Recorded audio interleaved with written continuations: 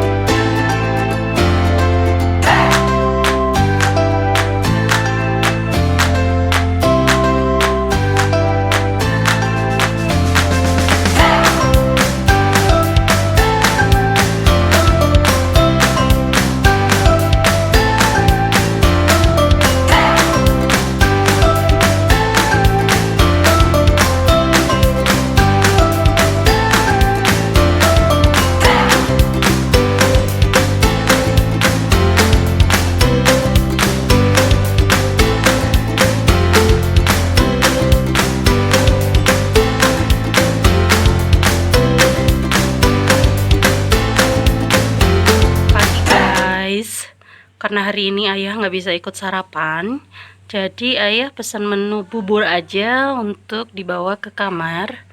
Udah, ini di atasnya ada kerupuk,